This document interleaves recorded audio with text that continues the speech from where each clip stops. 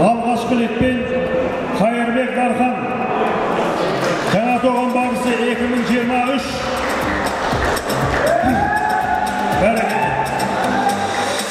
Қази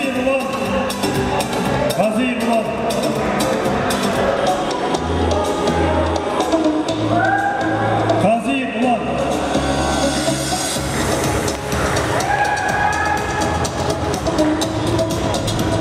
Шопаев Бейбіт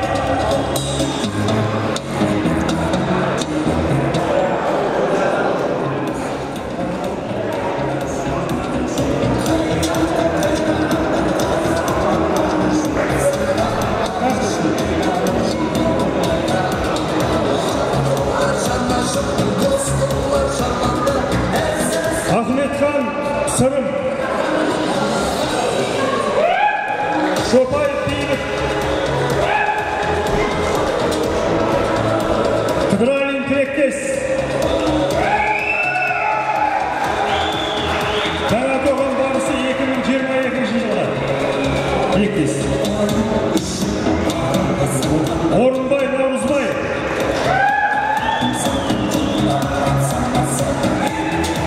Сейсекин Мақсат Балташ Темірболат Қайролла Айбол Егінбай Айдек Жолдыбалин Дархан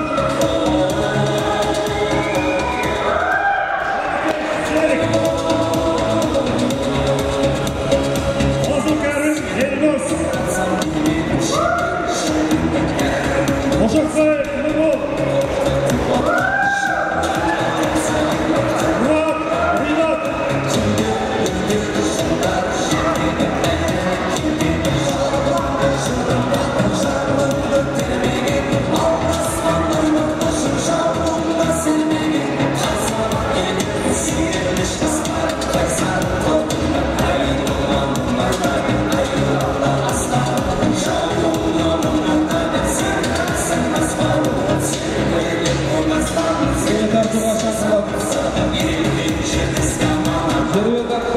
Қайырбек Дархан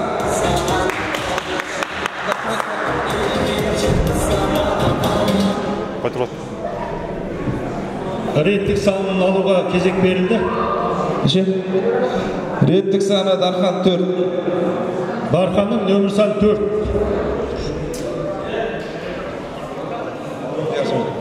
Қазиев Ұлан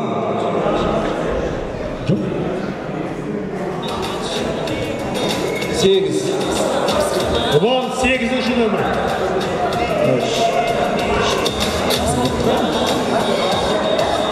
Шопаев Бейбіт. Бейбіт жоқ. Келді ма? Шопаев Бейбіт. Реттік саны 1. Бейбіт реттік саны 1-ші. Ахметхан Сырым.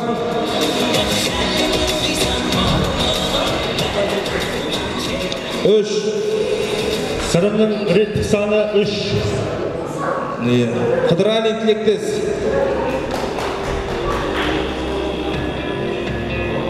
7-ші номер. Тілектестігі 7-ші. Орынбай Наурызбай.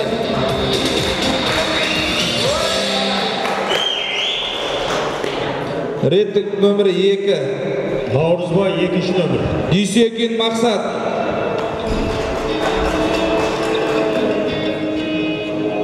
10-ші нөмір. Балташ Темірболат.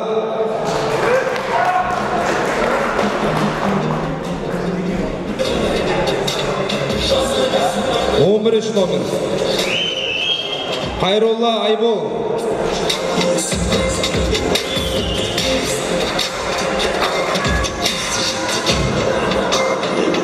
9. Егінбай Айбек.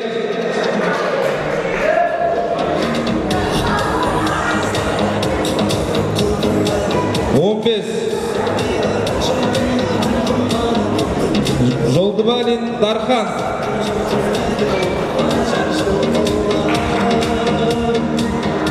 16. 14 Habikeş Serek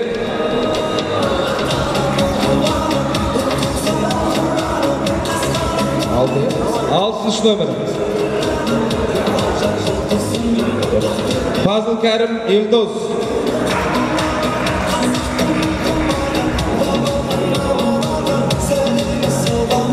12 Ошақбаев Нұрбол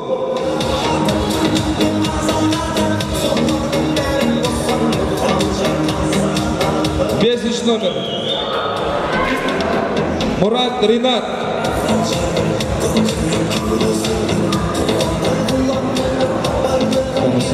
13 номер Балуандар 5 минут дайындалыңыздар жарысымызды бастаймыз. Балуандар боссыздар. Ал балуандар сәттілік болсын. Төреші шақырылады. Найрыбай Жандос, Қарқаралы ауданы бірінші дәрежедегі төреші. Балуандармен таныстырамыз. Қызыл берет балуан Шопаев Бейбіт, көк берет балуан Қайлола Айбол. Ордан еліміз балуандар.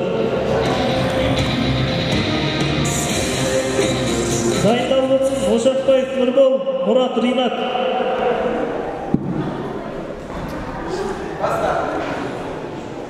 Бәрекелді ардақты ағайын, міне түйе балуандардың алғашқы легі боз кілемге шығып жатыр. Қызыл белбеуде Бейбіт, көк белбеудегі Айбол.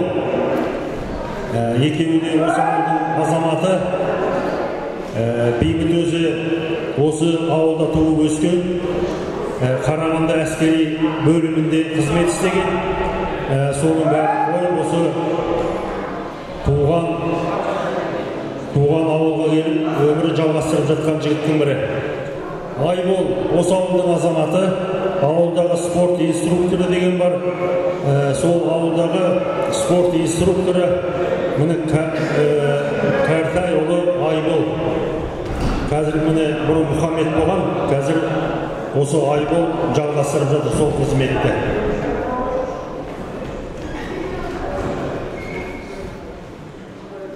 Жаңа туған барысы 2022-23 басталғаннан бері күресіп жүрген жігіттер. Міне бір көшеде тұрады, бір көшенің жігіттері Бейбітшілік көшесінің.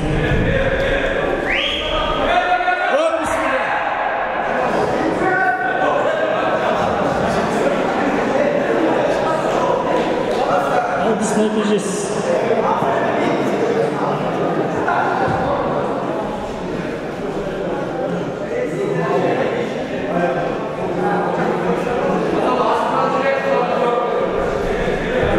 Қошеметтеп қол соғып отырыңыздар. Делебесін қоздырып.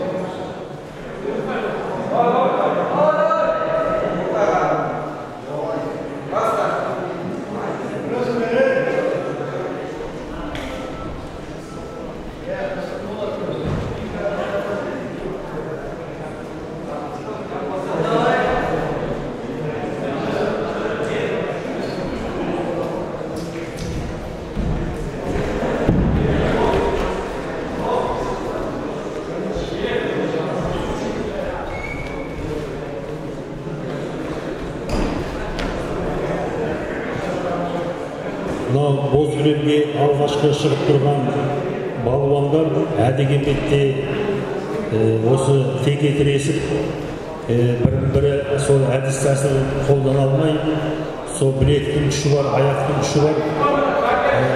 Тоқтат.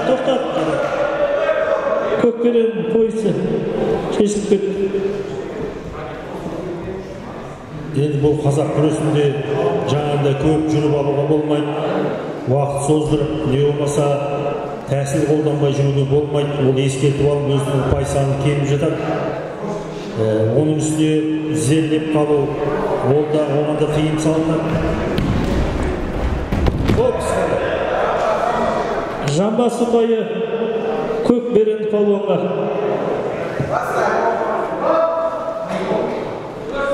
Сосын басты тілеуге болмайды екен.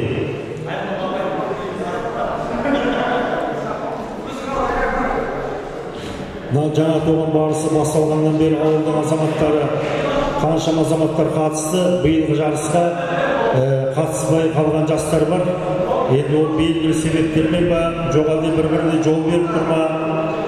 Сондай жағдайда осы 2022-23-ке қарағанда биыл аздау болып жатыр. Жарысқа қатысып жатқан жастардың саны.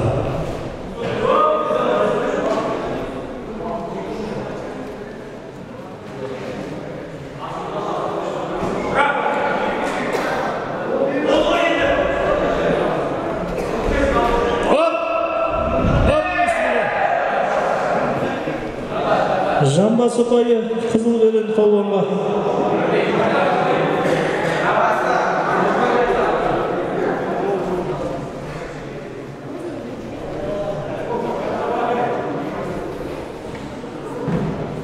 Палуандар соңғы минут күресіп жатыр. Екі палуанның ұпай саны тең.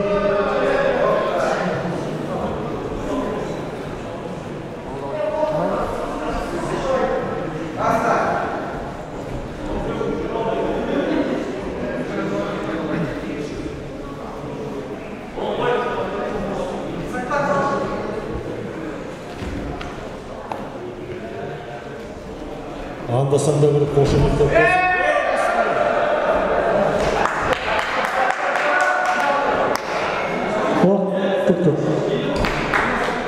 Жандос.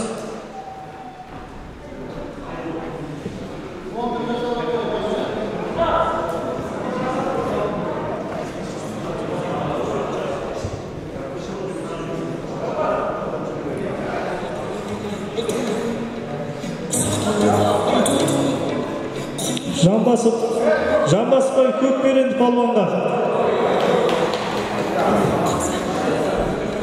Палуандар соңғы 20 секунд күресіп жатыр.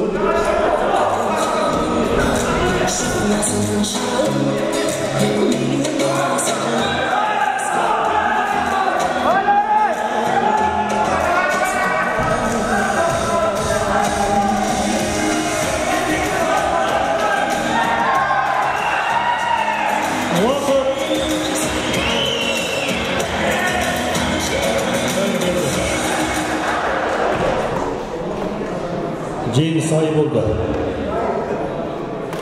Таза. Бұл белдесуде Жамбас ұпаймен Көкберенді палуан Қайралалы Айбол келесі айналымға жолдап алды.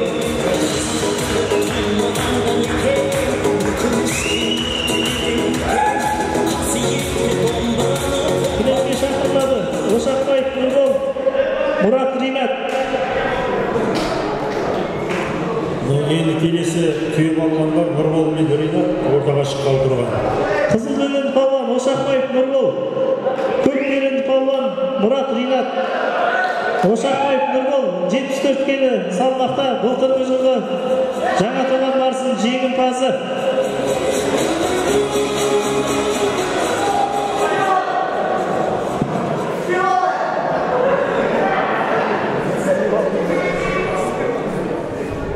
Бәрекелді. Жаңа айттық қой, екеуінің жас ерекшелігі бар. Опс, бұра. Жартылай жеңіс. Қызылберен палуанға.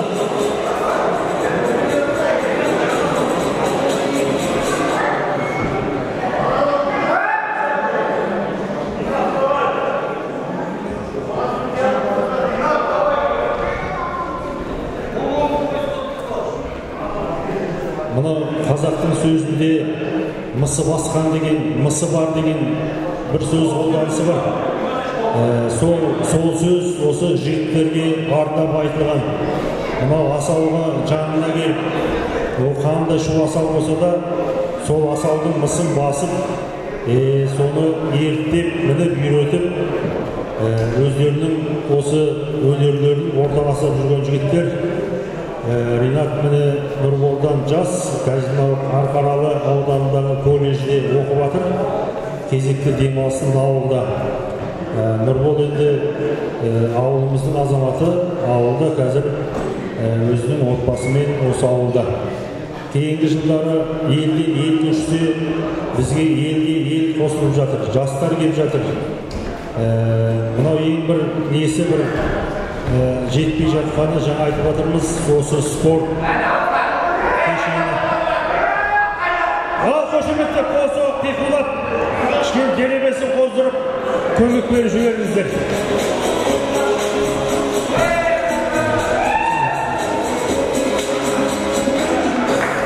Таза жеңіс.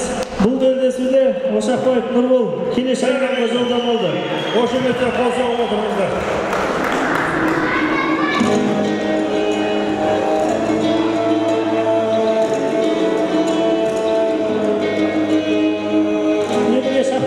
Қызыл беренді палуан Ахметхан Сырым, көк беренді палуан Балташ Темірбай Темірболат.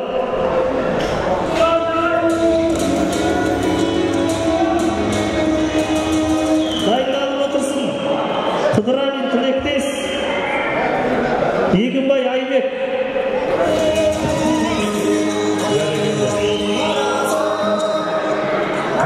Қызыл белбеудегі Сырым, көк белбеудегі балуан Темірболат.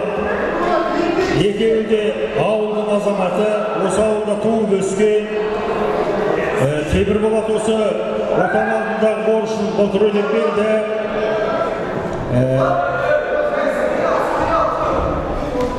Осы ауылдың түлегі болғанмен екеуі де қазір елден жырақта Қарағанды қаласында өздерінің өмірлерін өткізіп жатқан жігіттер. Күш атасын танымас дейді, жығылған көзге тоймайды дейді. Бәрекелді. Мынау ауылдың жастары, мынау күнделікті жұмыс, кәсібімен осы спортқа да көңіл бөліп, осы жаңағы қазақ күресінің әдіс тәсілін үйреніп жүргені көз қуантады, көңіл қуантады. Бәрекелді. Осында жақсылыққа жақын жастарымыз көп болсын, ардақты ағайын.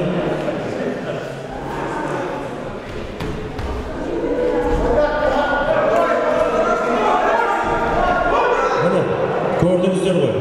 Әдіс нәтижесі. Білектің күшімен тоқыртып бірін басып, асаумен алысып жатқандай күй кешуде.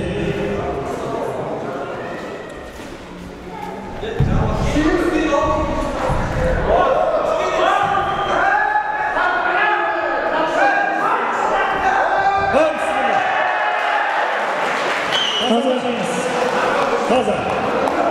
Көк белбеудегі Темірболат. Бұл белдесуде Балташ Темірболат келесі айналымға жолдама алды.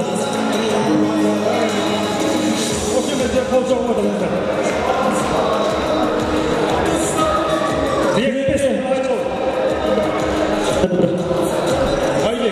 Айбек пен Тілектес дайын болыңыздар. Тілекке шақырылады. Қыдыралин Тілектес, Егінбай Айбек.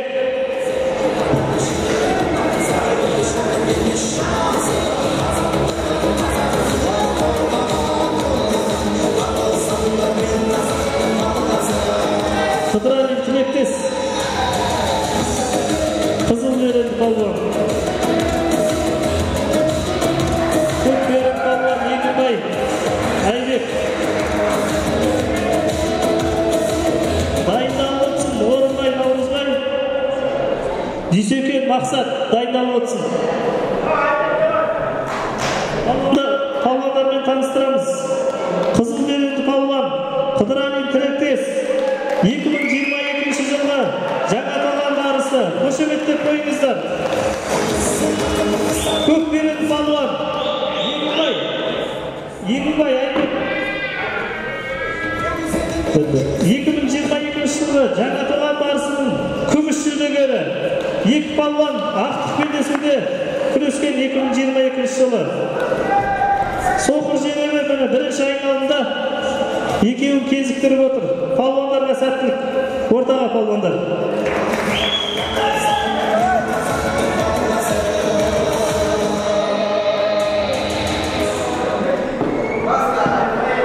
Бәрекелді ардақты ағайын, міне боз кілемге шыққан балуандар, түйе балуандар. Қызыл белбеудегі Тілектес, көк белбеудегі Айбек. 2022 жылы жаңа туған барысы белбеуін ұтып алған тілектес 2022 жылы.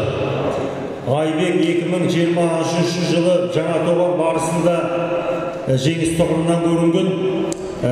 Ауылдың екеуі де ауылдың түлегі, ауылдың азаматтары. Қазіргі күні тілектес Қарағанды қаласында, Айбек Қарқаралы қаласында қызметтерін атқарып жүріп жатыр.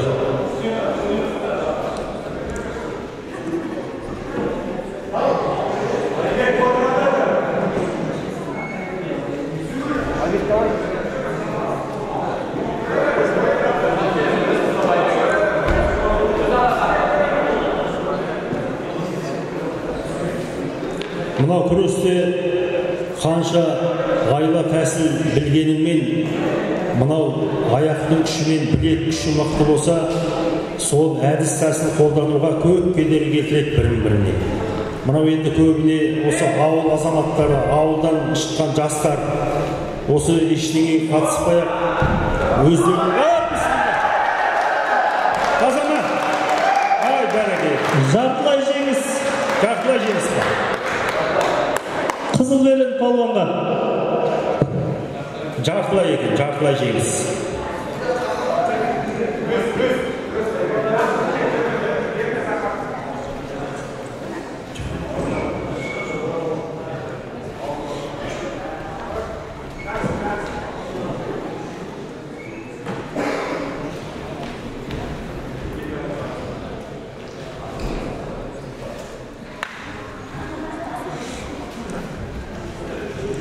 Бәрекелді, құрметті ардақты ағайын, қошеметтер қол соғып кетіп отырыңыздар. Бісміллә! Ал кетті! Таза жеңіс. Таза жеңіс па? Бұл жөнесінде Қыдыралин тілектес келесі айналымға жолдама алды.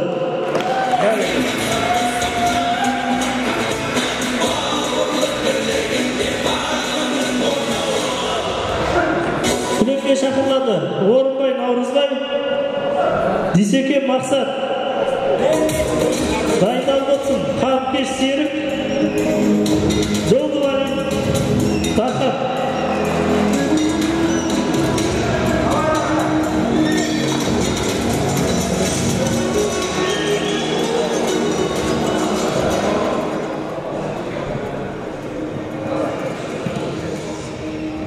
Қызыл белендегі палуанмен таныстырамыз. Орынбай Наурызбай. Көк белендегі палуан Дүйсеке Мақсат. Ортақ еліміз палуандар. Дайындалып отырсын. Қабықкеш Серік, Жолдыбалин Тарқап. Бәрекелді.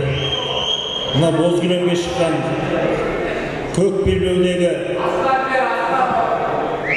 балуан Мақсат, қызыл белбеудегі Наурызбай. Екеуі де осы ауылдың азаматы.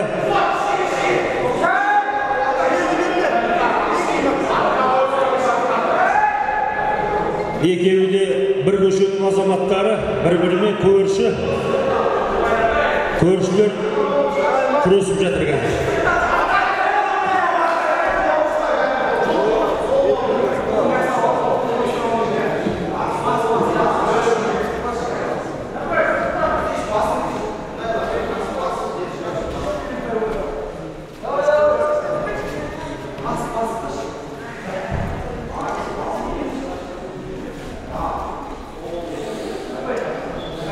Мынау қазақта ұлағат сөз бар, көрші сыйлаған, құлайында сыйлаған деп. Сойынсу екі көрші бірін-бірі сол неге қимай жатыр ау дейді. Ал қосып, қошеметтеп, арқасы қозып қойыңыздар балуандардың. Екеуі де тоқтатты. Көк беленді палуанға қол тіреп сылдыр күрескен үшін бірінші қатар ескерту.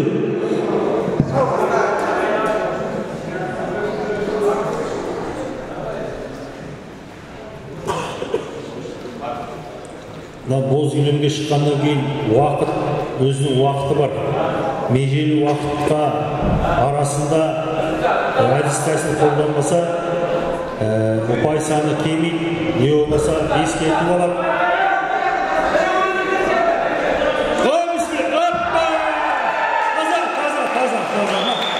Таза жеңіс. Бұл белдесуде Орынбай, Наурызбай келесі айналымға жолданады. Қызыл белгілі палуан.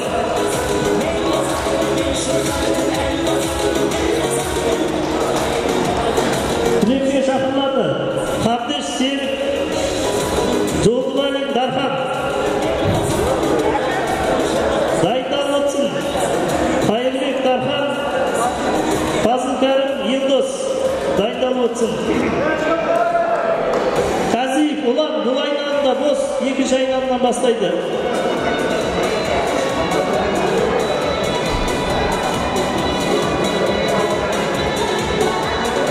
Палуандармен таныстырамыз.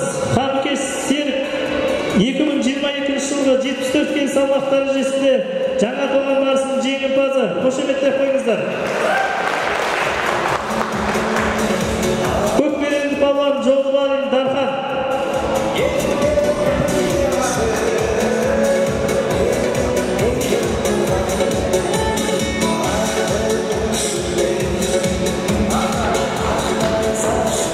Бәрекелді, мына боз кілемге шыққан көк белбеудегі Дархан, қызыл белбеудегі Серік. Екеуі де осы ауылдың түлегі, осы ауылдың азаматы. Жаңа қызыл белбеудегі Серікті айттық. Қарағанды қаласындағы шахтада жұмыс істейді. Дархан болса, осы ауылда туып өскен, бірақ қазір Қарағанды қаласында тұрады. Бәрекелді, екеуі де ауылдың азаматы. Жылдары осы жаңа туған барысына басталғаннан бері қатысып келе жатыр.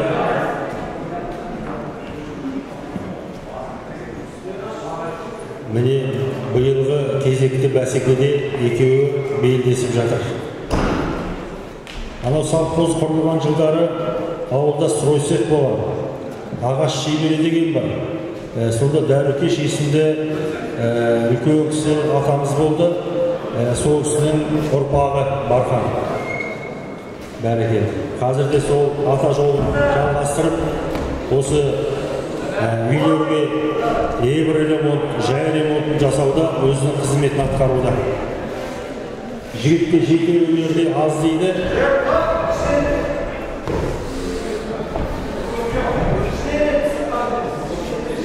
Өздерінің күнделікті күнкөріс кәсіптерімен қоса, осы спортты да, күресті де меңгеріп жүрген жігіттер. Палуандар ортаға өтесеміз. Қызыл белгілі палуанға қашқақтап күрескен үшін бірінші қатар ескерту.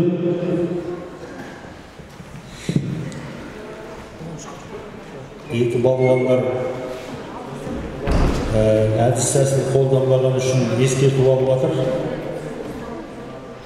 Көп жүріп алуға болмайды. Әдісті қолдану керек.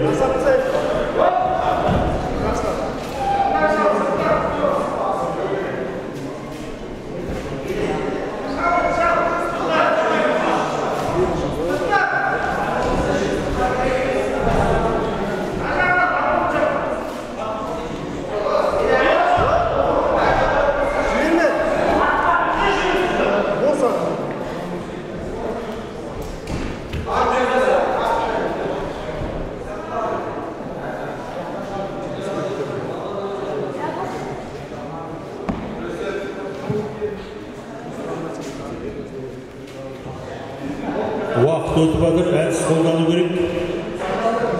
Ескертіп аласыздар. Оп, үстінде.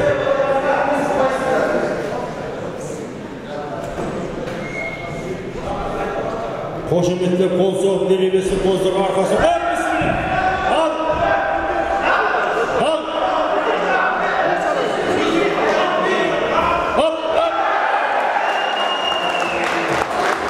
Тазама. Бұл белдесуде Қабкеш Серік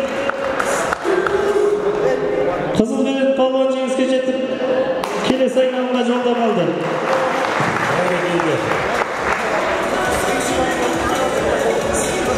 Түлекке шақырылады Қайырбек Дархан,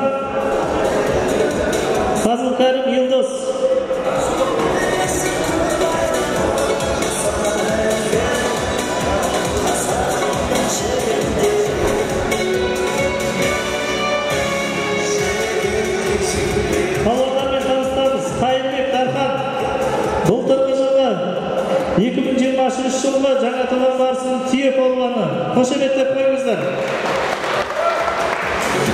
Көк белбеулі палуан Қазылғаным Елдос. Биылғы жылғы 74 келі салмақта жаңғана көрдіңіздер. Күміс жүлдегер атанды. Қошеметтеп қойыңыздар.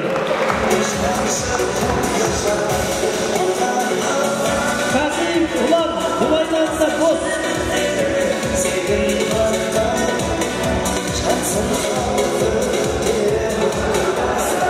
Қасиев Ұлан осы екі палуан ұтқанымен келесі екінші айналымнан жарыс жолын бастайды.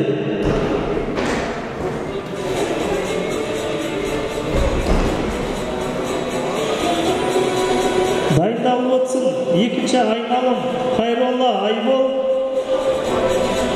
Ошақбай Нұрбол. Қайролла Айбол, Ошақбай Нұрбол. Екінші айналым дайындалып отырыңыздар. Бәрекелді құрметті ардақтарайым. Көк белбеудегі Елдос, қызыл белбеудегі Дархан 2023 жыл жаңа туған барысы жүлдегері, белбеудің иегері. Баршаларыңызға белгілі, биыл міне жаңа туған барысы 2024-ке сол белбеуде ортаға салып жатыр. Кімнің еншісіне бұйырады, оны Алла біледі. Бісміллә. Жартылай ма?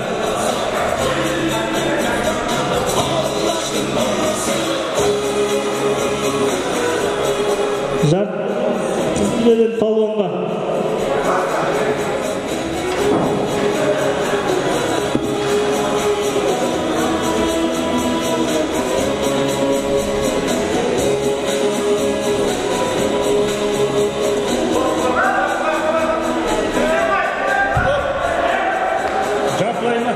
Таза жеңіс.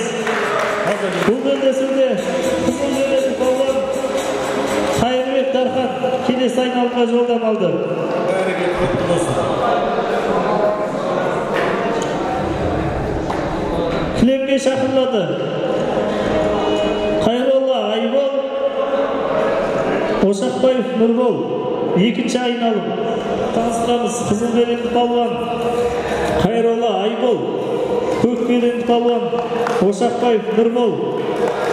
Былтырғы жылғы көк белбеулі палуан Ошақбай Нұрбол. Былтырғы жылғы жаңа туған барысының 74 келі салмақ дәрежесіндегі жеңімпазы.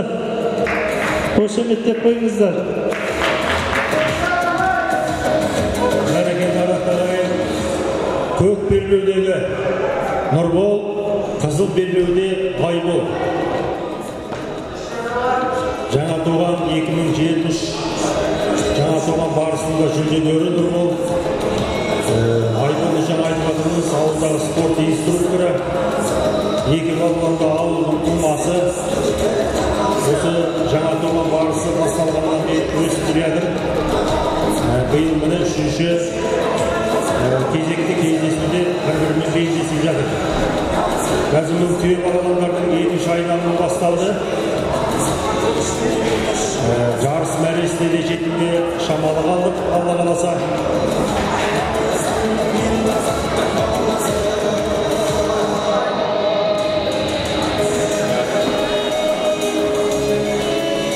Мынау қазір уақыт түстіктен асып, мына мызғитын уақыт қой деймін. Ел тынышталып қалды, кішкене қошеметтеп қосып алып. Ширақ отырыңыздар.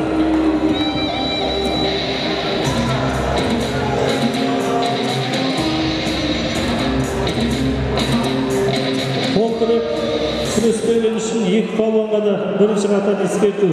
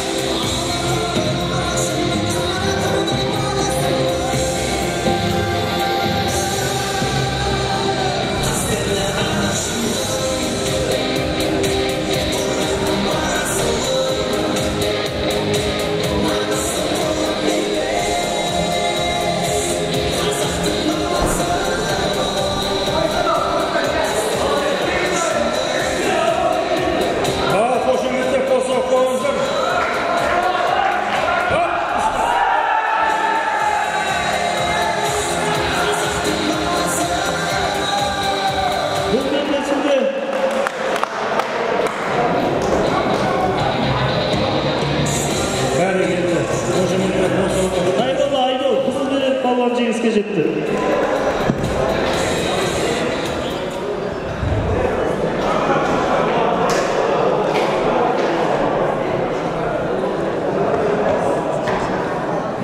Кілемге шақырылады.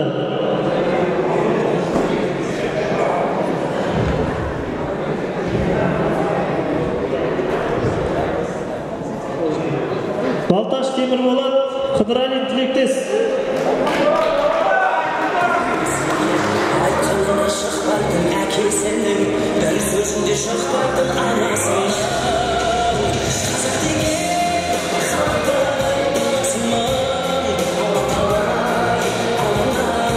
Палуандар таныстырамыз. Қызылберенді палуан Балташ Темірболат, Көкберенді палуан Қыдыралин Тілектес. 2022 жылғы жаңа аталған барысының түйе палуаны. Қошеметтеп қойыңыздар. Көкберенді палуан Қыдыралин Тілектес. Бәрекелді ағайын, баршаларыңызға белгілі, міне боз кілемге шыққан балуандардың кезекті легі. Көк белбеудегі Тілектес, қызыл белбеуде Темірболат. Екеуі де бір-біріне аға бауыр.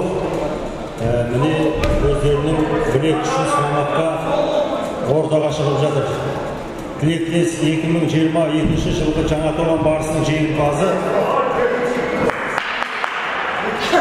Темірболат болса, міне сол ағалардың жолын қуып келе жатқан жастардың бірі. Қазір екі азаматта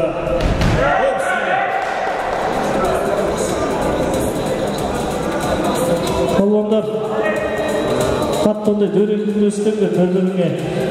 Үшсіз болсын, байқаңыздар.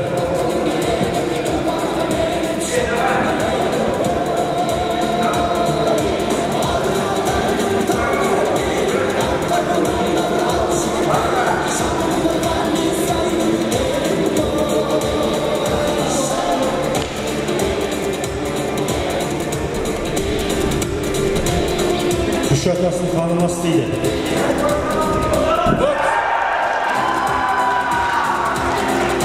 Бұл белдесуде Қыдыралин Тілектес таза жеңіске жетті. Қошеметтеп қойыңыздар. Құтты болсын.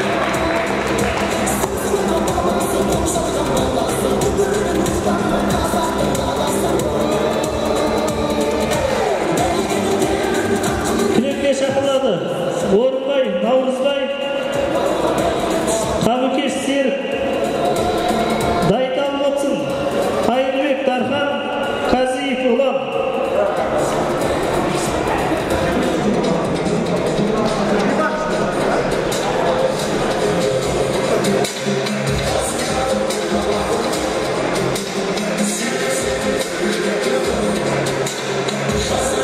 Палуандармен таныстырамыз. Қызылберенді палуан Орынбай, Наурызбай, Көкберенді палуан Қабыкеш Серік. Көкберенді палуан Қабыкеш Серік 2022 жылғы жаңа аталған барысының 74 келі салмақ дәрежесінде жеңімпазы. Қошеметтеп қойыңыздар.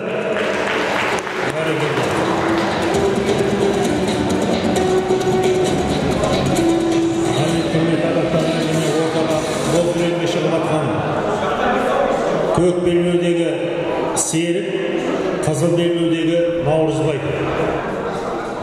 Осы жаңа туған барысы 2022-2023 жылдары болғаннан қатысып келе жатқан ауылдың жастары.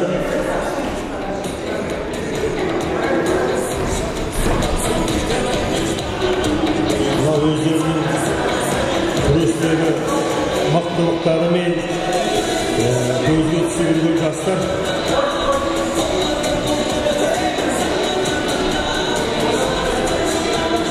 Серік жаңа айтып өтті.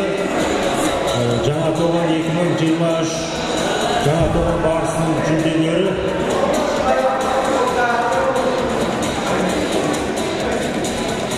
Көкберенді палуанға қол тіреп күрескен үшін бірінші қатар ескерту.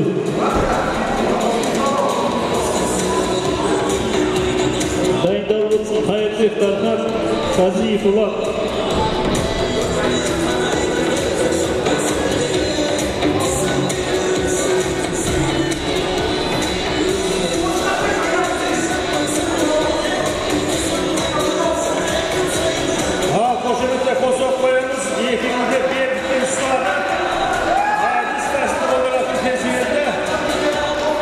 Қошеметтер қосып, делебесін қоздырып, арқасын қоздырыңыздар.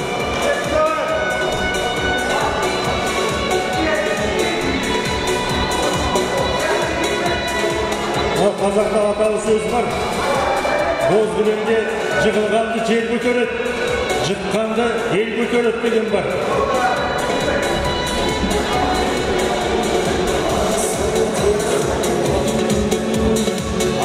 Көк белден толуға екінші қатар ескерту.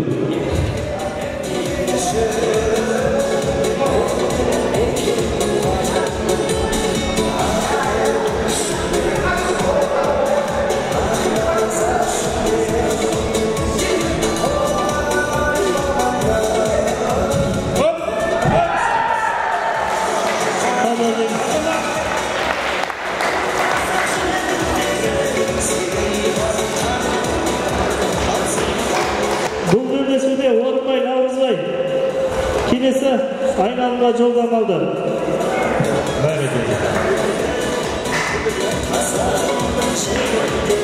Кілемге шақырылады. Қайырбек, Дархан, Казиев, Улан.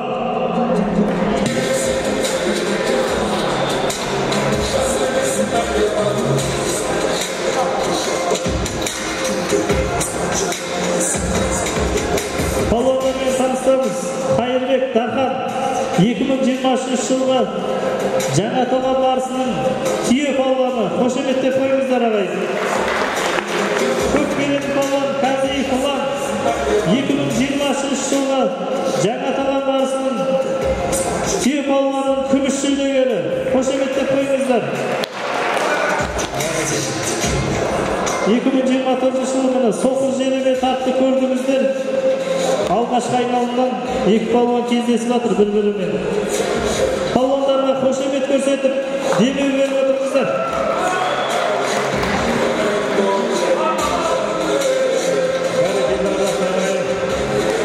Дайындалып отырсын. Ақтық белдесуге жолдамашын Қайролла, Айбол, Қыдыралин, Тілектес. Ақтық белдесуге жолдамашын белдеседі палуандар атауынан. Дайындалып отырсын. Бәрекелді ардақтағайын, боз кілемге шыққан жаңа таныстырып өткендегідей Қызыл белбеудегі Дархан 2023 жылы жаңа тоған барысының жүлдегері, белбеудің иегері. Көк белбеудегі Улан жаңа тоған барысы 2023 күміс жүлдегер. Екеуі де түйе палуан, екеуі де ауылдың тумасы. Ауылда осы жаңа тоған ауылы Нұркөл ауылының бөлімшесі 1980 жылы совхоз құрылғаннан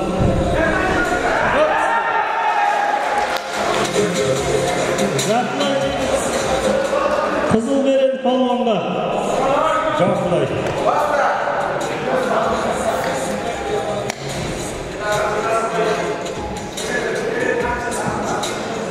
Құрметті ардақтағайын, сөзімізді әрі жалғастырайық. Екеуі де ауылдың азаматы. Қазір кезде Улан осы ауылдың күрелі болғанмен, қазір Қарағанды қаласында тұрады. Қазиев Қанапесінді азамат ағамыздың баласы. Бәрекелді туған жерге келіп, міне боз кілемге шығып, өзінің күшін сынап, осы өнерін көрсетіп жатқан жайы бар. Жартылай жеңіс қызыл береді палуанға. Бұл белдесуде Қайырбек, Дархан жеңіске жетті. Қошеметтеп қойыңыздар. Айқын басымдылықпен. Бәрекелді.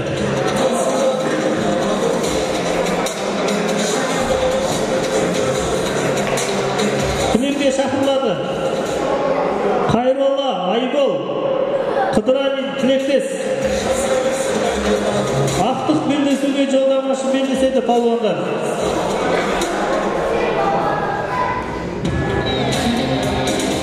Палуандармен таныстырамыз. Қайролла, Айбол, көк белді палуан, Қыдыралин, Тілектес. Палуандар ортаға келеміз.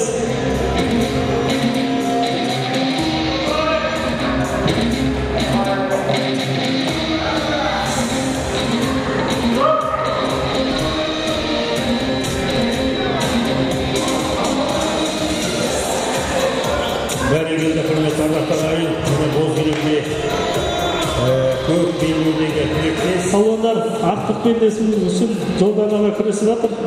Қайтқан палуан ақтық белдесуге жолдама алады.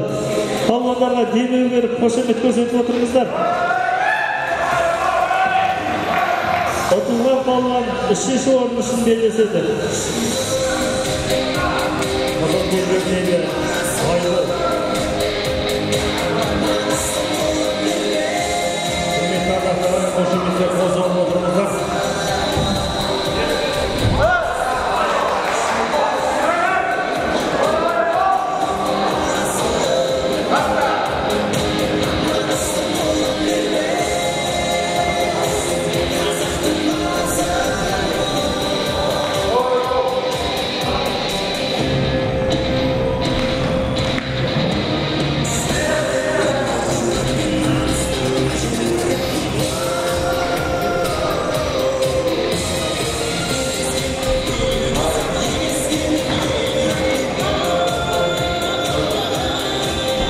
Құрметті ағайын, осы жаңа туған барысы жартылай. Жамбас ұпайы көк белгілі палуанға.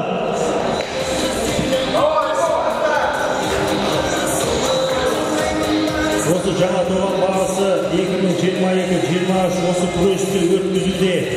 Осы балуандардың арасында текетіресте төрелік етіп жатқан, осы Қарқаралы ауданымыздан келіп жатқан төрешілерге ауыл халқының атынан, жастардың атынан алғысымызды білдіреміз. Бәрекелді. Алла кәсіптеріңізге берекесін берсін деп тілейміз. Бәрекелді.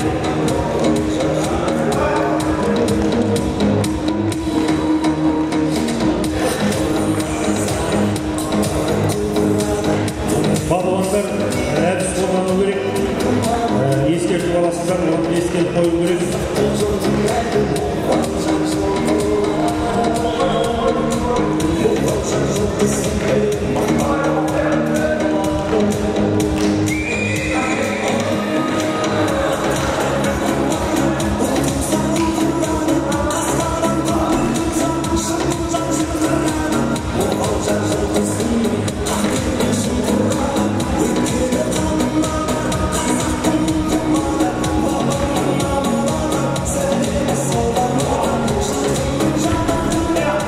Жастардың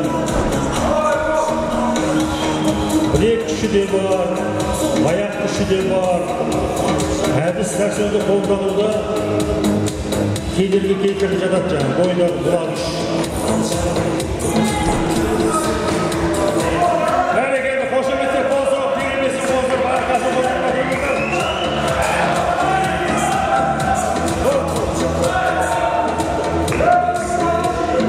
ескерту. Екі балуанға да ескерту. Сылдыру ескерту.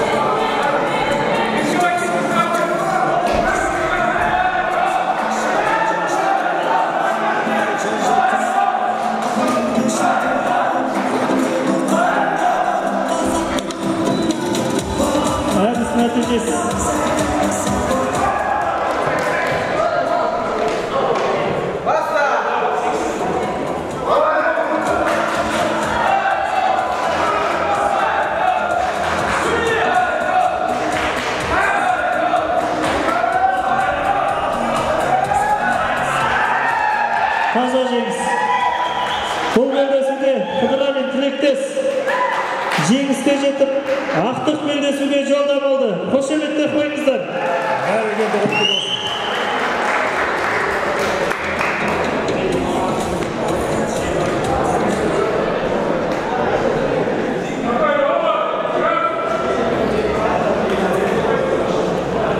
Палуандармен таныстырамыз. Қызыл беренді палуан Орынбай Наурызбай, көк беренді палуан Қайырбек Дархан. Палуандар ортаға. Бұл тобынан ақтық белдесуге шығуға жолдаманы сарапқа салады палуандар. Қошеметтеп қойыңыздар. Демеу беріп отырыңыздар палуандарға. Бәрекелді ағайын. Екеуі де бір-біріне бөтен емес, нағашылы жиенді. Міне боз кілемге шығып күш сынасқалы жатыр. Бәрекелді. Бағана көрдіңіздер, бауырлар бір-біріне жол беріп жатты. Қазақтың елі ол баяғыдан келе жатқан бір қанға сіңген қасиет.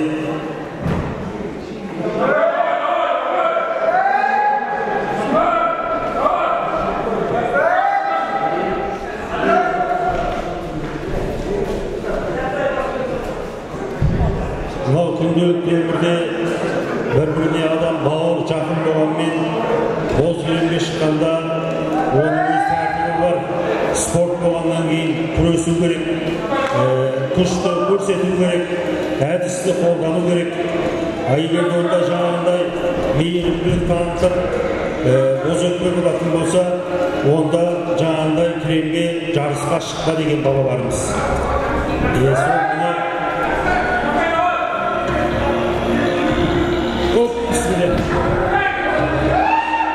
Жамбасы байы қызыл берен палуанға.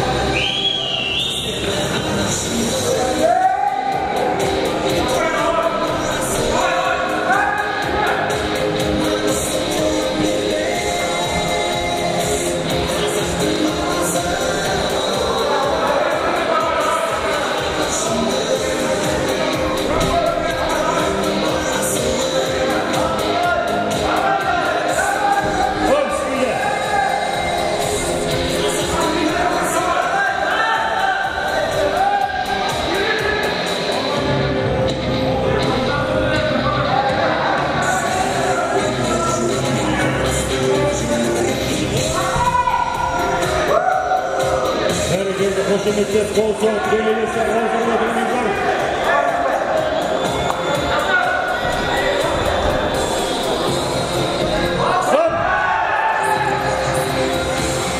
Таза жеңіс.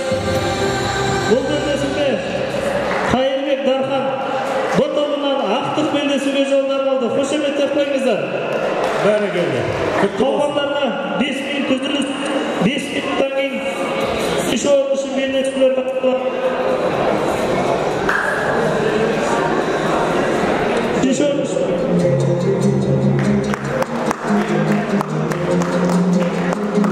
Палуандар жүлделі үшінші орын үшін белдеседі.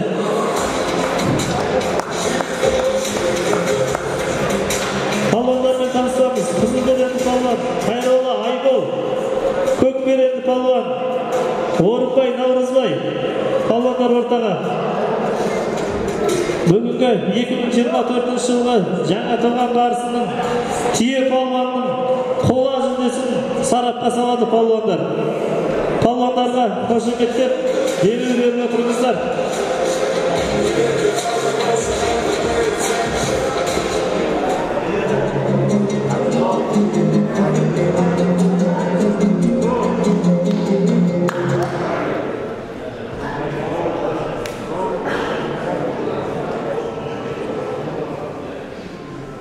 Bir. боз кілемге шығып атқан көк белбеудегі Наурызбай, қызыл белбеудегі Айбол.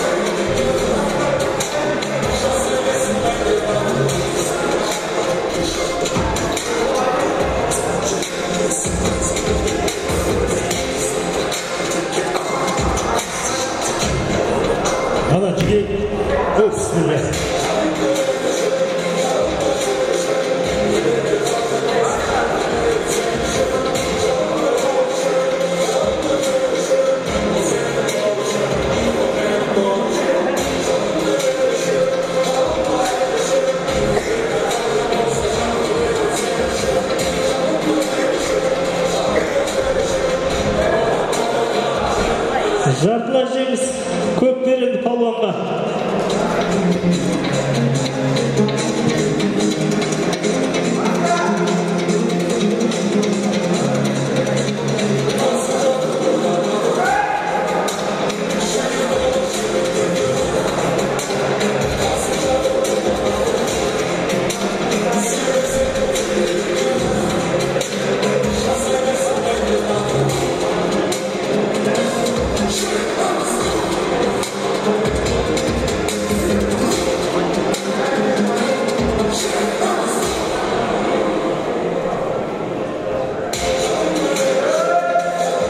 Қошеметті қол соғып отырыңыздар.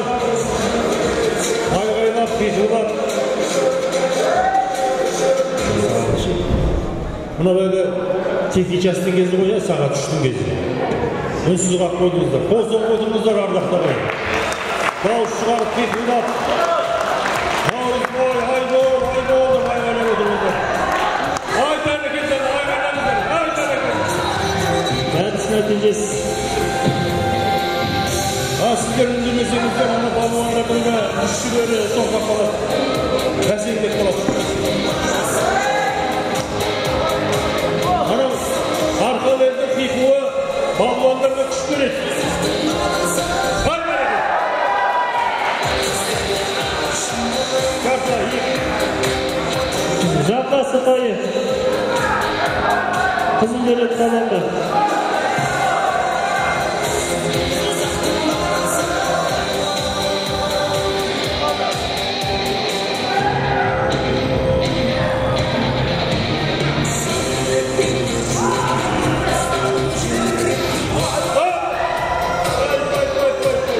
Әдіс нәтижесі.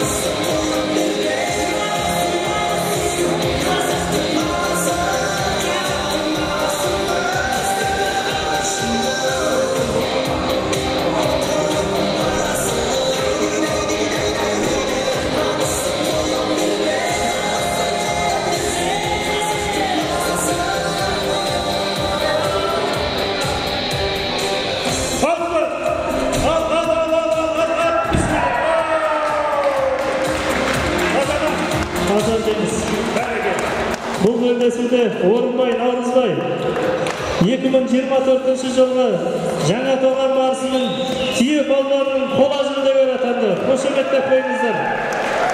бәрекелді. Қошеметтеп қол соғып отырыңыздар. Жаңа тоған барысы 2024 қола жүлдегері Наурызбай. Бәрекелді. Ал енді шешуші ақтық сайқас. Құрметті ардақтар ағайын. Ортаға боз кілемге шақырамыз. Бүгінгі жаңа тоған барысы 2024 жылдың ақтық белдесуі кілемге шақырылады. Kıdıralin Tilektes. Kızıl belirli palvan. Көк belirli palvan. Kayırbek Darхан.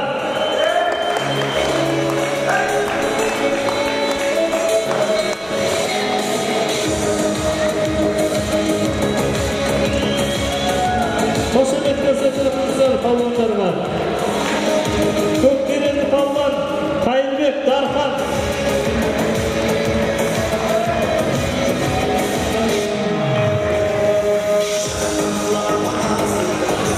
Palvanlarмен tanıştıramız. Kızıl belirli palvan Kıdıralin Tilektes 2022 жылғы жаңа таған барысының түйе palvanı. Қошеметтеп қойыңыздар. Көк белді palvan Kayırbek Darхан 2023 жылғы жаңа таған барысының түйе palvanı. Қошеметтеп қойыңыздар.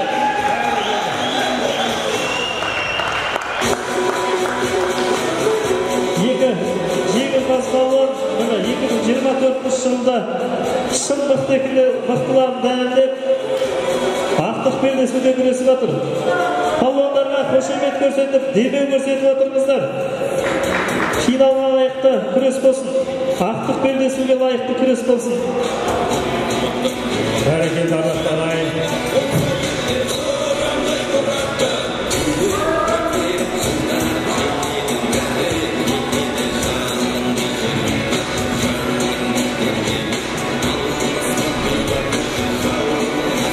Шапалар ұрып шарқарап, боз білінге келді армандарын балуандарға қарап. Алла өзі жеңіске жеткізсін, өз қалағанын қалқалап деп қошеметтеп қосып қойыңыздар. Бәрекелді. Қызыл белдеудегі Тілектес 2022 жылғы жаңа туған барыс белбеуінің иегері. Көк белбеудегі Балқан жаңа туған барысы 2023 белбеуінің иегері. Екеуі де түйе балуан, атағына иегері, ауылдың жастары. Бәрекелді. Сон білекті, бота тірсекті, түкті жүректі қазақтың жастары бүгін міне боз кілемде. Бәрекелді. Құрметті ағаттарға қошеметтеп болсын. Әдіс нәтижесі. Танысып отырыңыздар.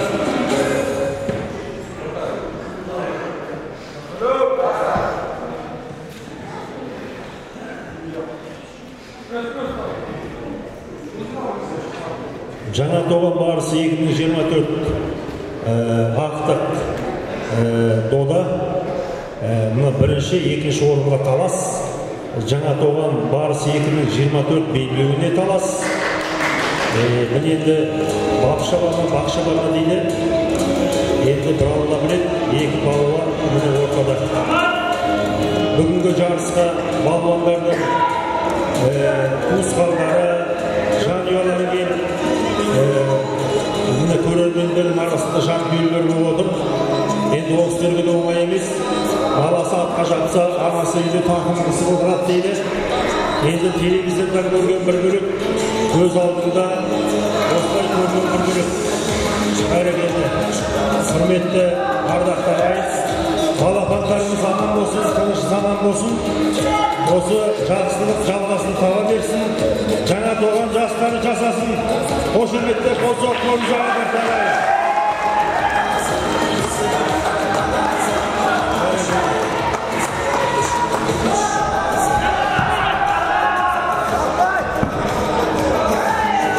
Әдіс нәтижесі.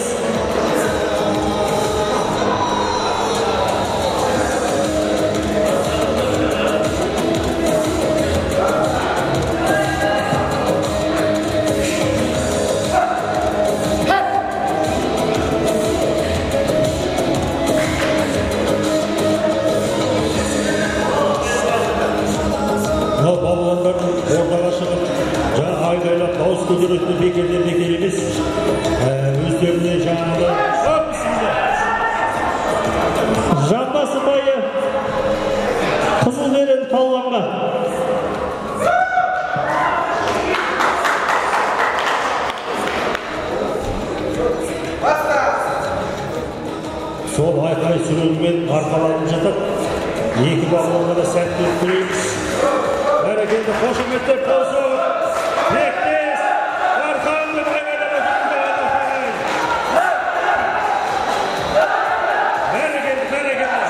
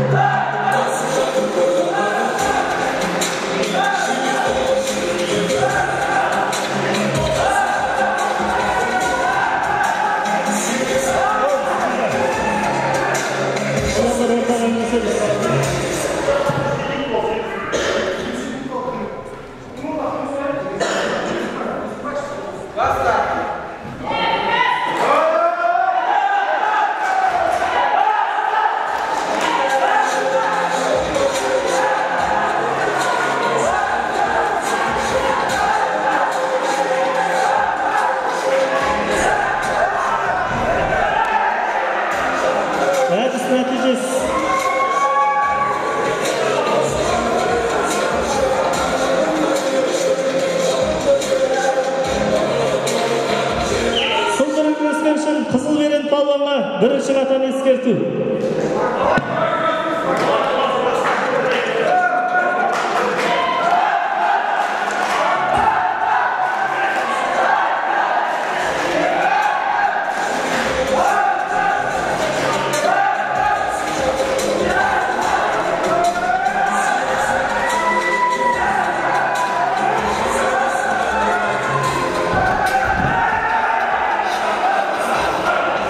Нәтижесіз. Болмай ма?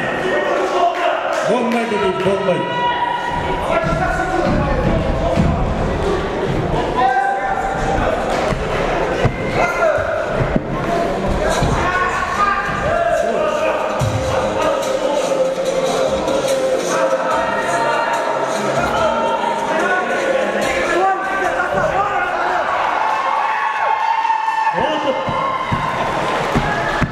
Бұл белдесуде Жамбас ұпайымен жеңіске Қыдыралин тілектес 2024 жылғы жаңа талап барысы түйе палуан атанды. Қошеметтеп қойыңыздар. Бәрекелді, құтты болсын. Екінші орын жеңіп алған Қайролла Дархан. Қайырлы Дархан, қошеметтеп қойыңыздар. Екі палуанға да. Екі палуанда еңбектенді, жаттығу жасады. Еңбектен ақталды. Бірінші, екінші орын алып отыр. Қошеметтеп қойыңыздар палуандарды. Бәрекелді, құрметті ағайын, еліміз аман, жұртымыз тыныш болсын. Ашық аспан астында тәуелсіз елдің қадір қасиетін түсініп, бейбіт күнде осындай жарыстарды ұйымдастырып белдесіп, жаңа туған барысы өзара жастардың арасында алмасып жүре берсін. Жастарымыз аман болсын, ардақты ағайын.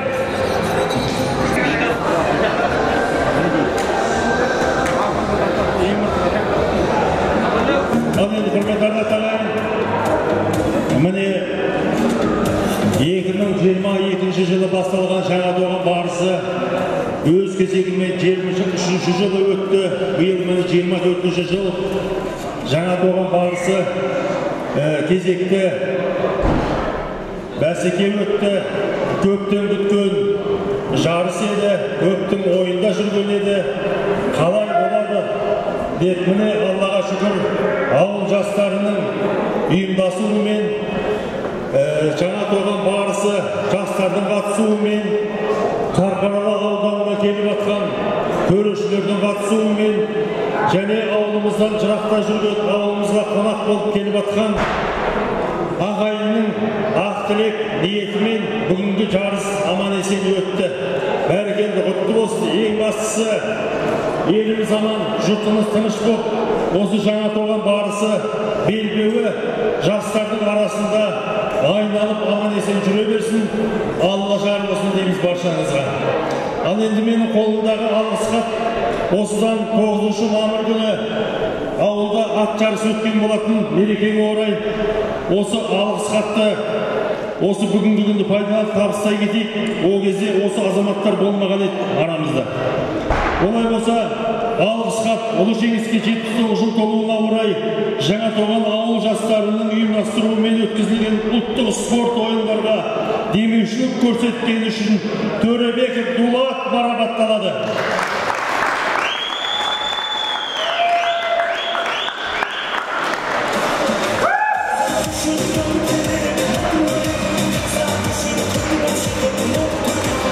Осындай алғыс хат құрметті ағайын Искаков Элназар. Жаңатоған барысы балуандардың бірі Елдоспын. Бәрекелді Елназар. Рахмет. Алла жақсы. Берекесін берсін. Осындай алғыс хат Абдилдин Сайран мұғалім.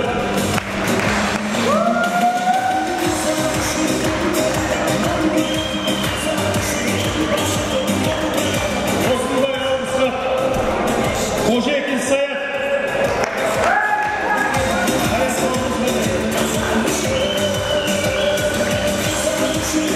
Бәрекелді Саят, рахмет.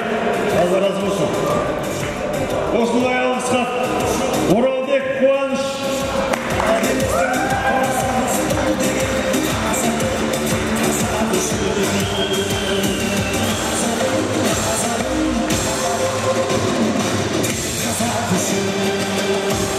Қыдырәлі Мұратбек. Осындай алғыс хат. Мұратбек.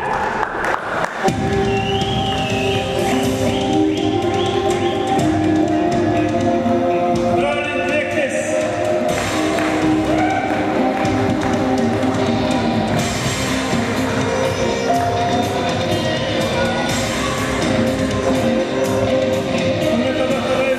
Өткен 9 мамыр күні ұлы жеңістің күніне арналған ауылда спорттан жарыс болды. Сол жарысқа демеушілік жасаған ауыл азаматтары, демеушілік жасаған жастар Аллах тағала шаңырақтарыңызға, дастархандарыңызға, күнделікті өмірлеріңізге, қадамдарыңызға басқан, жұтқан дендеріңізге дейін Алла берекесін берсін. Кәсіптеріңізге, мал мүліктеріңізге Алла берекесін берсін. Алла жар болсын, Алла жақсылықтан айырмасын. Бәрекелді, рахмет. Халықтың атынан алғысымызды білдіреміз. Ал енді көптен күткен ардақты ағайын, бүгінгі жарыстың қорытындысы марапаттауға кезек береміз. Олай болса, қазір бастаймыз. Сағат күні 4 болды. Әбет уақыты өтті, мызғы уақыты өтті. Кішкене сабыр етіңіздер, бір шамалы қалды енді.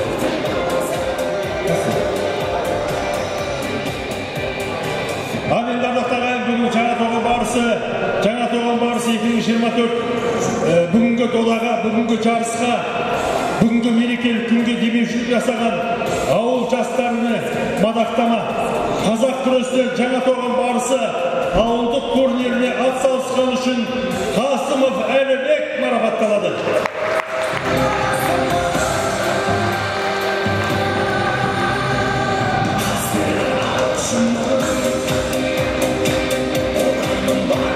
Құрметті ағайын, дәл осындай мадақтама Қазақ күресінен Жаңатоған барысы ауылдық турниріне атсалысқан үшін Ахметхан Нұрым марапатталады.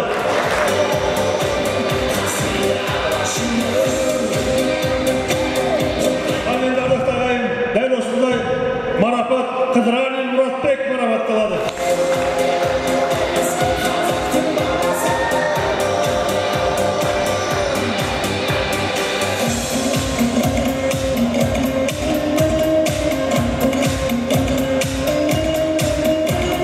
Келесі марапат осы Жаңатоған барысы 2022-2024-ті осы бейнетаспаға түсіріп, араларыңызда жүрген азамат Құрал Бекзат марапатталады.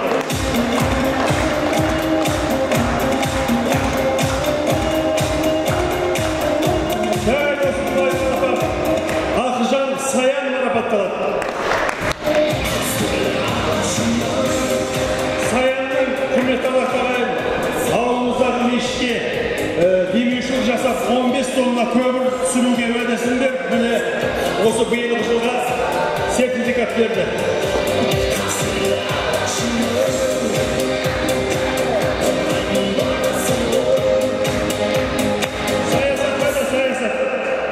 Саясат. Ортамызда бар ма? Бәрекелді.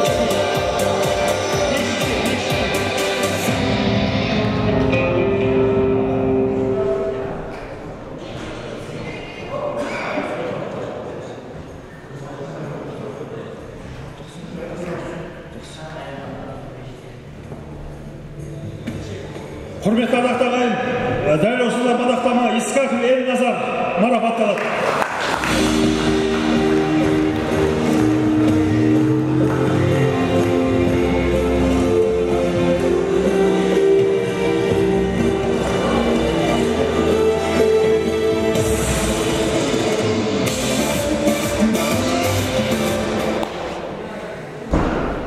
Айдот Бекзат марапатталады.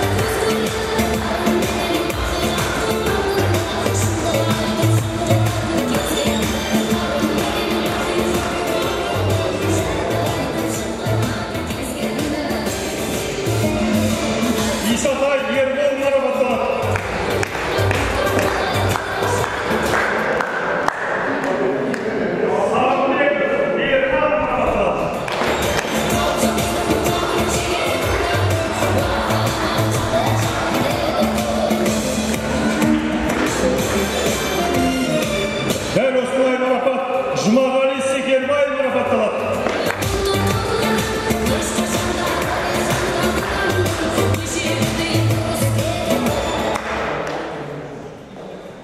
Келесі мадақтама дәл осындай Сағынбекова Мейіржан марапатталады.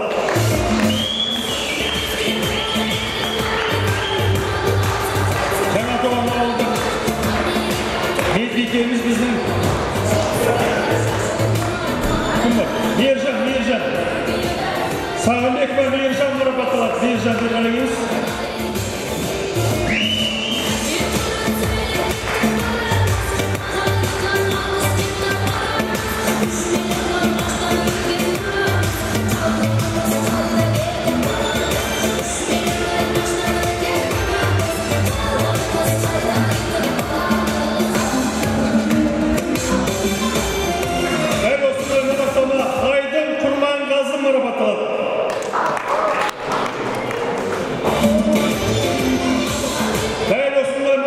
Кожекин Ермек марапатталады.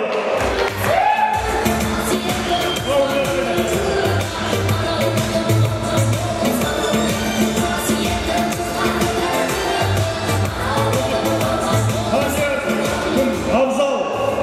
Қайда?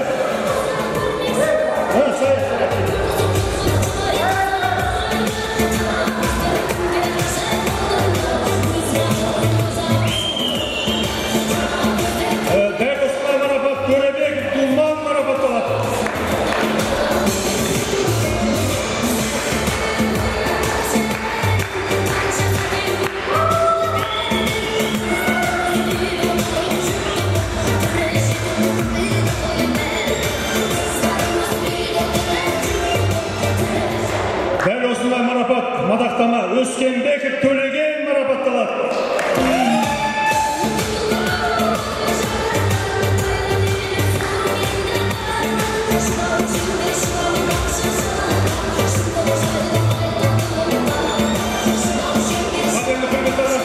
Келесі мадақтаманы марапаттауды ауыл әкімі Мұсахан Болатбек Қайырбекұлына береміз.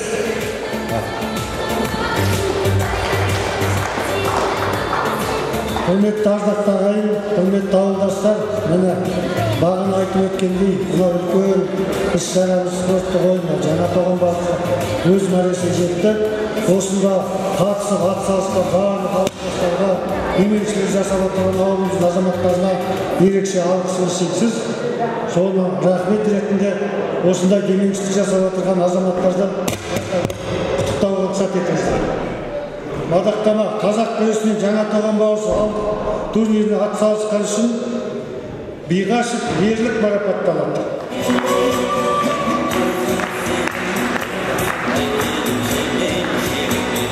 Қосымша ақшалай сыйлық.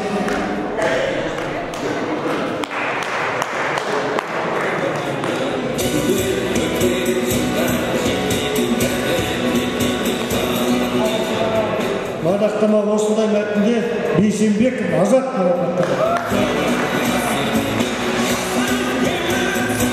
Ақшалай сыйлық.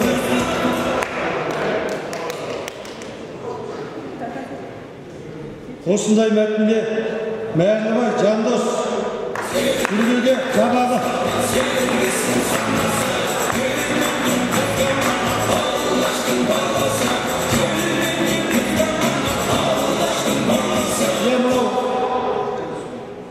Құрметті ардақты ауылдастар, мынау бар ғой, демеушілік жасап отқан Қыдырәли Мұратбек, сізді ортаға шақырамыз. Жабағы мынау демеушілік жасап отырған. Siz özünüz табыстасаңыз осы азаматқа.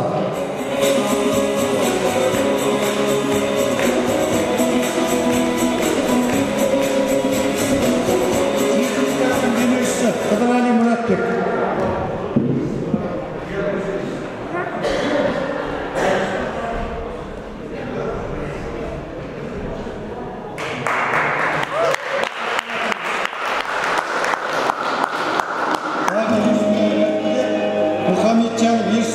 Марапатталып, жүлдеге Қыдырәли Мұратбек Жабағы.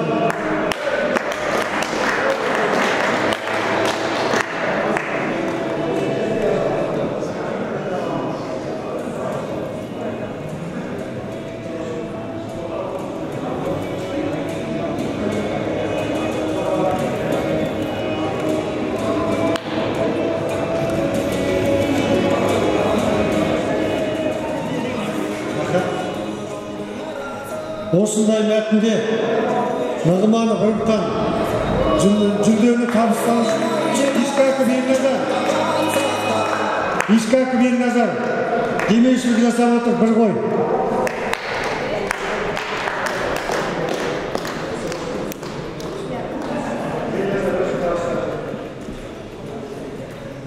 Рахмет мені демеушілік жасап отқан Берназардан бір ғой.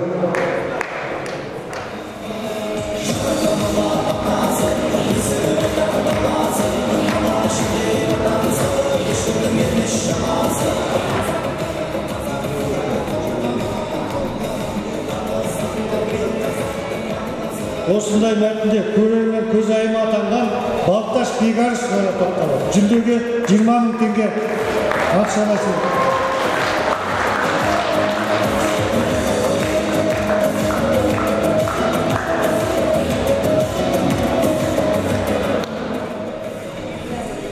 Түйе балуан номинациясы бойынша көрермен көз айыма атанған Қайролла Айбол марапатталады. Жүлдеге бір қой. Ардақ Құрманғазы демеушілік жасап отырған. Бар ма? Бір қой жүлдеге. Ардақ Құрманғазы міне сол кісінің атынан Айболға табыстаймыз.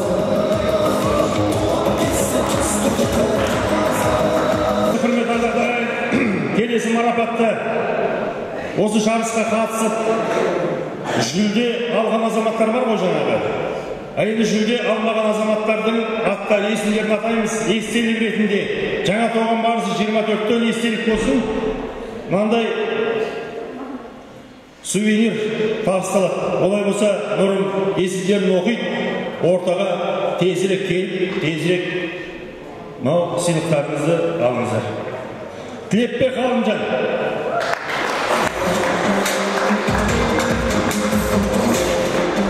Ошақбаев Нұрбол.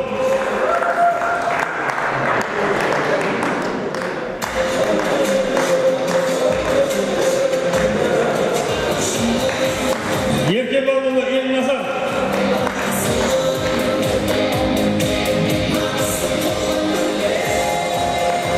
Сабыкеш Серік.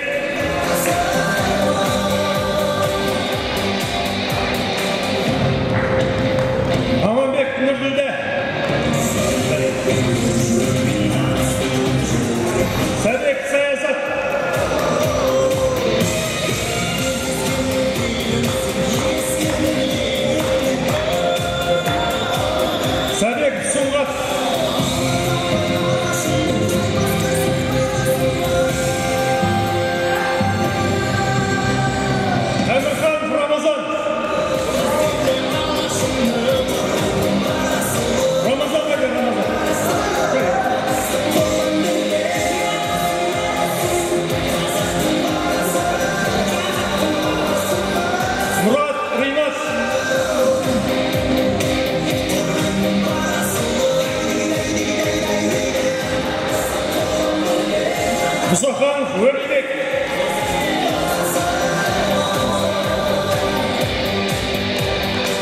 Бодал Исламбек.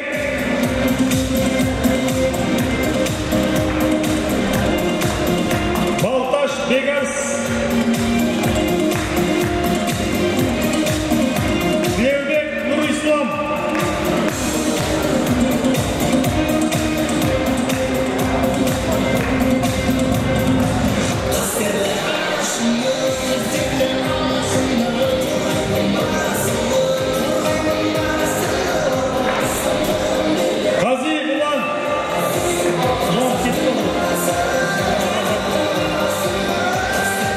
Шопаев Бейбіт.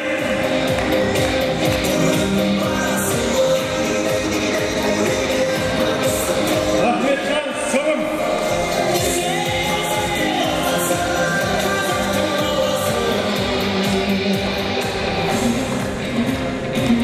Дүйсекин Мақсат.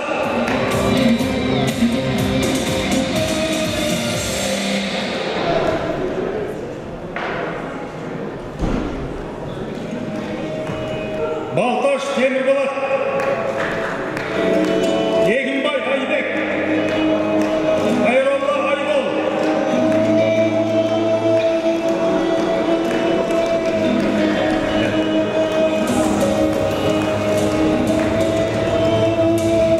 Жолдымарин Дархан.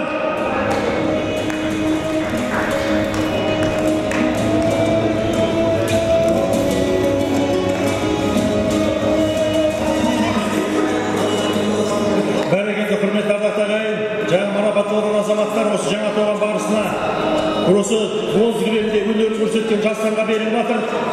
Аллах тағала сіздерге, балуандарға, осы жастарға күш берсін, сарқылмас күш берсін, шаршаланға шаққанда сұс берсін. Алла жары болсын баршаңызға.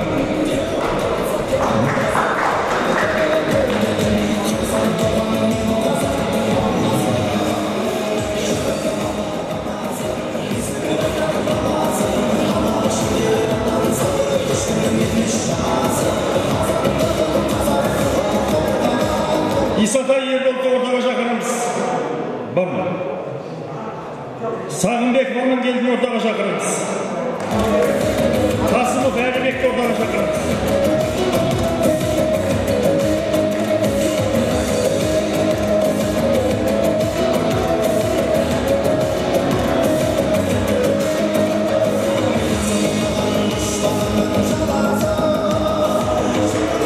Құрметті ағайын, демеушілік жасаған осы азаматтар 74 келі салмақтағы балуандарға өздерінің бүгінгі сенім хаттарын, сертификаттарын тапсырады. Олай болса, кезекте сертификат 74 келі салмақ қазақ күресінен жаңа туған барысы ауылдық турнирінде 74 келі салмақ бойынша 3-ші орын алған Сағынбеков Мейірхан марапатталады. Демеуші Исатай Ербол. Жүлдеге қой. Исатай Ербол демеуші жасап отыр, жүлдеге қой.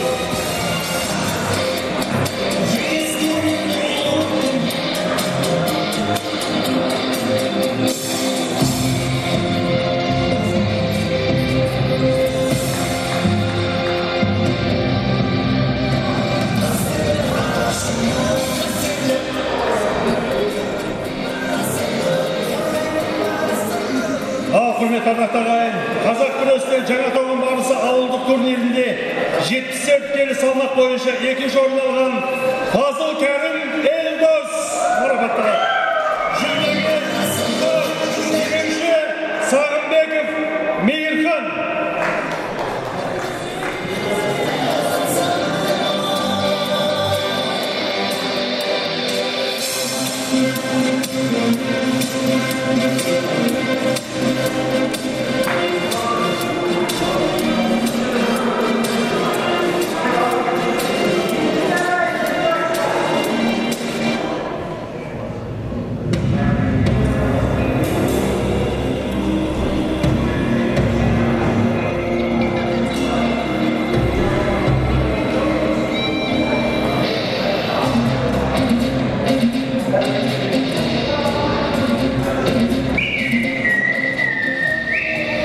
күрестен Жаңатоған барысы ауылдық турнирінде 74 келі салмақ бойынша бірінші орын алған Балташ Мейіржан марапатталады.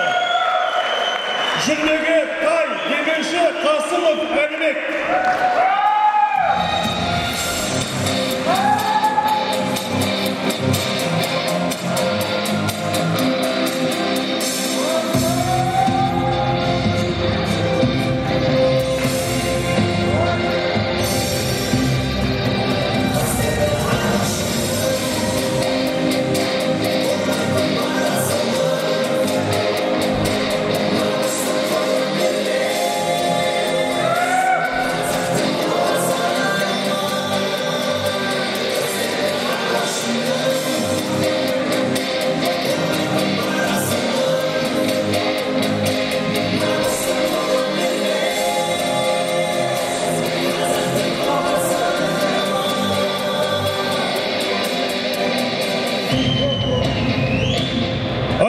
Құрметті ағайын, келесі тілекті, келесі кезекті осы ауыл жастарының балуандарға демеушіліктен бөлек өздерінің жомарттығын танытып, демеушілік жасап атқан жастарды, ауыл ағаларын ортаға шақырамыз. Ал келіңіздер.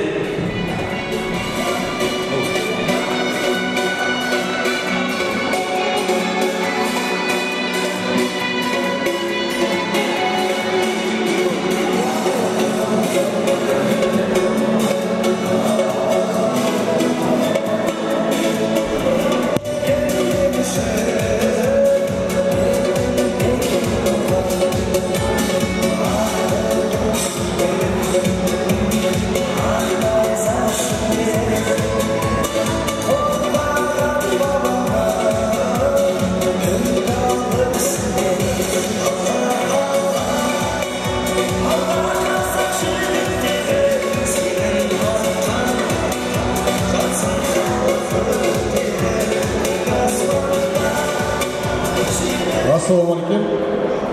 Бүгін ауылда үлкен дүбірлі жарыс өтіп, мына мықтылар жеңіс шыңына жетіп, мықтылар жеңсін. Осы той жарыс Жаңатоған барысы жылдан жылға жалғасын таба берсін деген ниеттеміз. Мен өзім бауырым Қарағандыдан келген Қази Құланға мотивация есебінде ақшалай сыйлық бергім келіп тұр.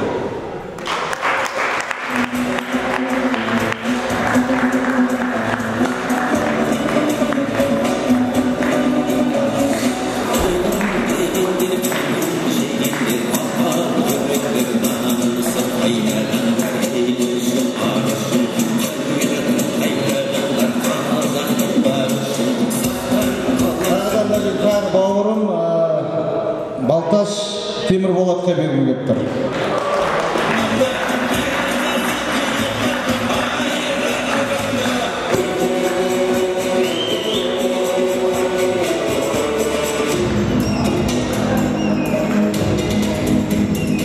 Ассалаумағалейкум, қадірменді ауыл тұрғындары.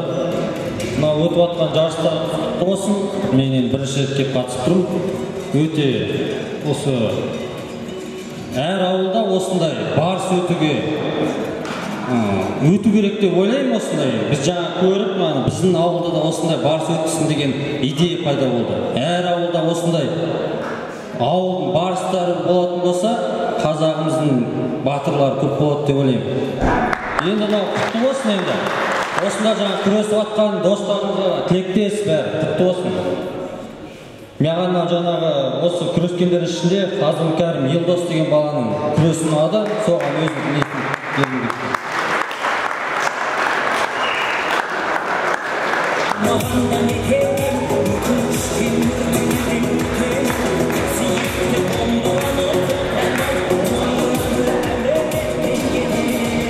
Ассалаумағалейкум, құрметті Жаңатоған ауылының тұрғындары мен қонақтары. Мен осы ауылдың күйеу баласы боламын. Бүгінгі Жаңатоған барысы өте жоғары деңгейде өтті. Өте тартысты кездесулер болды. Бабы мен бағы қатар шапқан балуандар жеңіс тұғырынан көрінді. Және де екі салмақ дәрежесінде де өнер көрсетіп, бабында тұрса да бағы шаппаған балуандар болды. Соның ішінде қайтпас жігері үшін Қабикеш Серікті марапатталып отыр.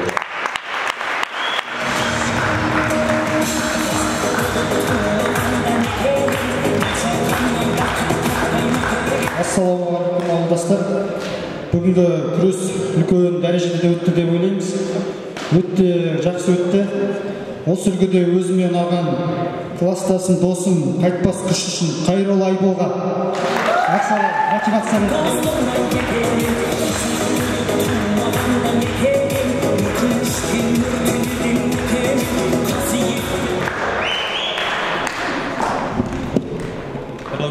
Ассалаумағалейкум, қайырлы күн ауылдастар. Жарыс өте жоғары деңгейде өтті. Әр жыл сайын өз нәтижесін осылай жоғары деңгейде өткізе беруімізді Алла нәсіп қылсын. Мен енді өзім бір бауырыма табыстағым келіп тұр. Қайролла Айбол.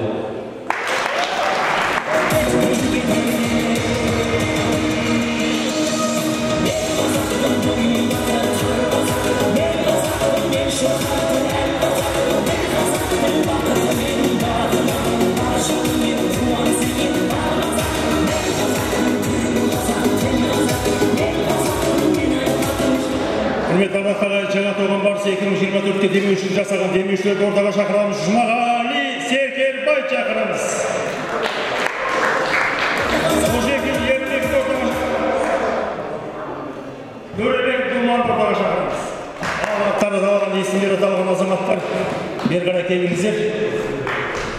Жарыс тұғырына көтерілген жастарды марапаттауға атсалысасыздар. Демеушілерге Алла разы болсын.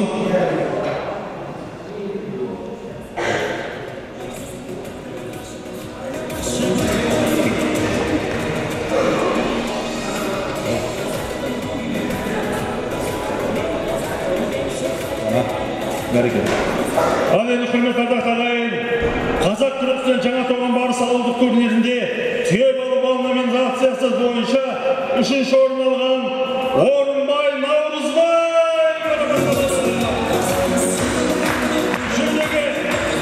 жүлдеге бұзау демеуші Жұмағали Секербай.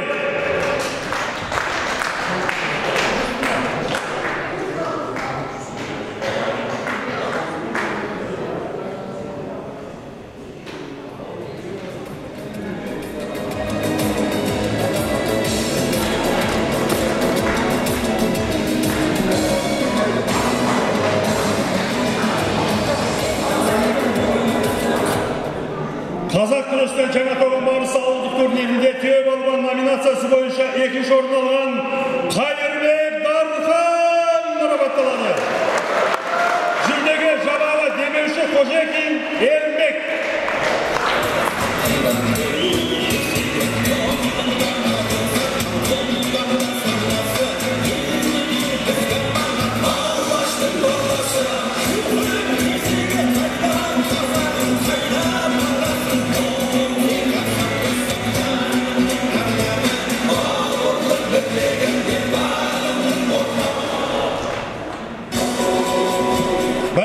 Құрметті ағайын, Қазақ күресінен жаңа тоған барысы ауылдық турнирінде түйе балуан номинациясы бойынша 1-ші орын алған Қыдыралин Тілектес марапатталады.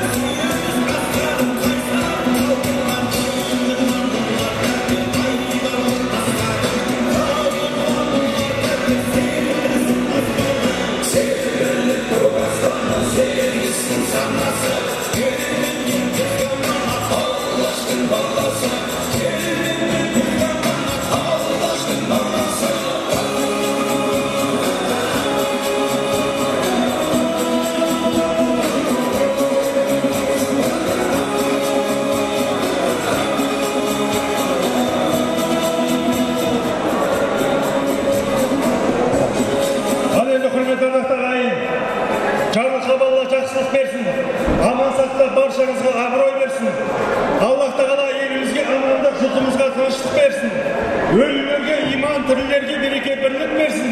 Не берсе Алла қайырын берсін. Жақсылық жалғассын. Жақсылық бір-бірімен алмассын.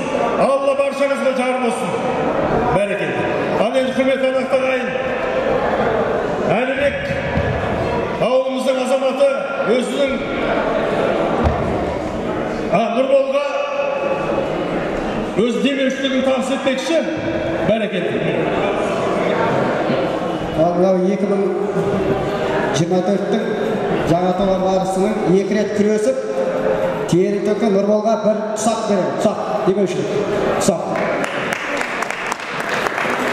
Бәрекелді құтты болсын.